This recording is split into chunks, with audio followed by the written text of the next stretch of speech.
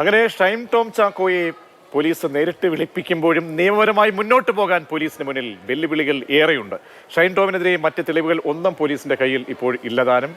ബിനിൽ നൽകും അതിന്റെ നിയമപരമായിട്ടുള്ള ഇനിയുള്ള പോലീസിന്റെ മുന്നിലുള്ള വെല്ലുവിളികൾ സംബന്ധിച്ചൊക്കെയുള്ള കാര്യങ്ങൾ വിശദീകരിക്കാൻ. ബിനിൽ, ഇപ്പോൾ നിയമത്തിന് മുന്നിൽ കുറ്റവാളി അല്ല ഷൈൻ ടോം ചാക്കോ. അപ്പോൾ നാളെ ചില സംശയങ്ങളുടെ പേരിലും ഒക്കെ തന്നെ വിളിപ്പിക്കുകയാണ്. പ്രത്യേകിച്ച് ഈ പറയുന്ന മറ്റൊരു വെളിപ്പെടുത്തലുമായി ബന്ധപ്പെട്ട് നടത്തിയ പ്രതികരണങ്ങളിൽ നിന്നും പിന്നാക്കം പരാതിയില്ല, അല്ലെങ്കിൽ നിയമപരമായി മുന്നോട്ട് പോകാനില്ല എന്ന് നടി തന്നെ പറയുകയും ചെയ്യുമ്പോൾ പോലീസിനെ സംബന്ധിച്ചോളം ഇക്കാര്യത്തിലുള്ള ഇനിയുള്ള നടപടികൾ സംബന്ധിച്ചൊക്കെ എന്താണ് മനസ്സിലാക്കുന്നത്? പ്രജീഷ്, നാളെ ഷൈൻ ടോം ചാക്കോ വന്നാലും പോലീസിന് കാര്യമായി ഇതിൽ മുന്നോട്ട് പോകാൻ കഴിയില്ല. കാരണം പോലീസ് സംശയിച്ചത് ഇയാൾ ലഹരി ഇടപാട് നടത്തുകയോ അല്ലെങ്കിൽ ലഹരി ഉപയോഗിക്കുകയോ ചെയ്തിരുന്നു എന്നതാണ്. അയാളെ കൈയോടെ പിടിക്കാൻ കഴിയാതായതോടുകൂടി തന്നെ ആ ഒരു സാധ്യത, അത്തരത്തിലൊരു കേസിനുള്ള സാധ്യത തന്നെ ഏതാണ്ട് അസ്തമിച്ചു കഴിഞ്ഞു.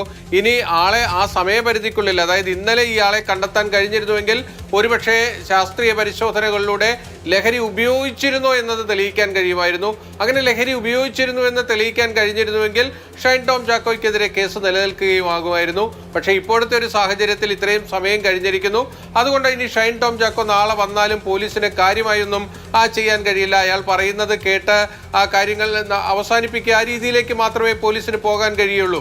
പക്ഷേ ഇവിടെ വെളിവാകുന്നത് കൊച്ചി സിറ്റി പോലീസിന്റെ ഒരു ദൗർബല്യം കൂടിയാണ് ഇന്നലെ സംഭവിച്ചത്. കാരണം city police commissioner Putta Vimaladitya 4 ദിവസത്തെ അവധിയിലായിരുന്നു.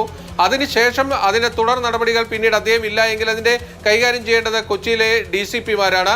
അത് യുവ IPSകാരെയാണ് വച്ചിരിക്കുന്നത്. സ്വാഭാവികമായും ആ ഉദ്യോഗസ്ഥരുടെ ഒരു പരിചയക്കുറവ് ഇക്കാര്യത്തിൽ സംഭവിച്ചിട്ടുണ്ട്. കാരണം ഇന്നലെ വൈകിട്ട് 4 മണിയോടുകൂടിയാണ് ഇവർ ഉണർന്ന് പ്രവർത്തിച്ച് ഈ ഷൈൻ ടോം ചാക്കോയെ കണ്ടെത്താനുള്ള ഒരു ശ്രമം നടത്തുന്നത്. അതിനിടയിൽ ഷൈൻ ടോം ചാക്കോ പല സ്ഥലങ്ങളിലേക്കും രക്ഷപ്പെട്ടു പോവുകയും ചെയ്തു. ഇത് കഴിഞ്ഞ ദിവസം രാത്രി 11 മണിക്കാണ് സംഭവിച്ചത്.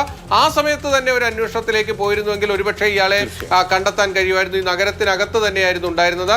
അതെന്തായാലും സംഭവിച്ചിട്ടില്ല. അതുകൊണ്ട് തന്നെ ഇനി നാളെ ഷൈൻ ടോം ചാക്കോ വന്നാലും നമ്മൾ വലുതായിട്ടൊന്നും പ്രതീക്ഷിക്കേണ്ടതില്ല.